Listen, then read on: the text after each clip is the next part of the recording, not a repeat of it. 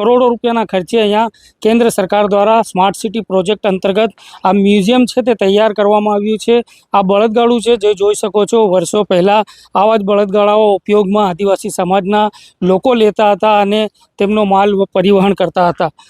તેમના ખેતરમાં મૂકેલી દરેક વસ્તુઓ પણ અહીંયા મૂકવામાં આવી છે। સાથે જ આદિવાસી સમાજ જે લાકડા કાપતો હોય, કેવી રીતે કાપતો હોય છે તે પણ અહીંયા દર્શાવવામાં આવ્યું છે।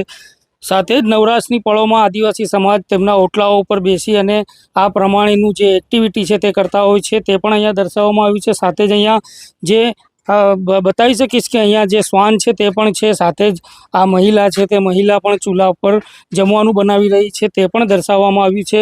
અને આખા મ્યુઝિયમની અંદર આદિવાસી સમાજનું કલ્ચર છે તે ભરવામાં આવ્યું છે।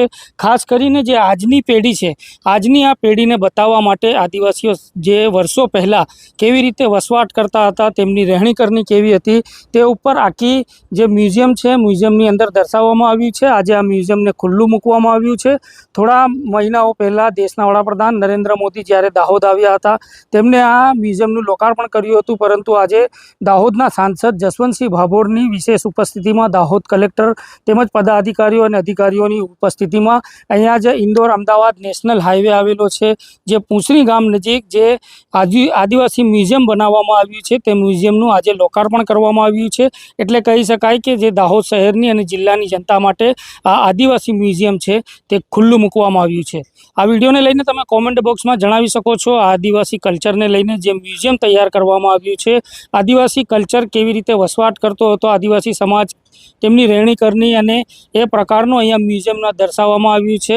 આપ પણ અહીંયા આવી શકો છો અને આ મ્યુઝિયમની મુલાકાત લઈ શકો છો। આખું આદિવાસી સમાજ ઉપર આ મ્યુઝિયમ છે તે દર્શાવવામાં આવ્યું છે। આ વિડીયોને લઈને આપ કોમેન્ટ બોક્સમાં જણાવી શકો છો। સાથે જ આપ અમારી સાથે યુટ્યુબ ઉપર જોડાવા માંગો છો તો અમારી ચેનલને સબસ્ક્રાઈબ કરો। ફેસબુક, ઇન્સ્ટાગ્રામ ઉપર પણ અમારું પેજ છે, ત્યાં પણ અમને ફોલો કરો। ફરી મળીશું નવી નવી જાણકારીઓ સાથે। ધન્યવાદ।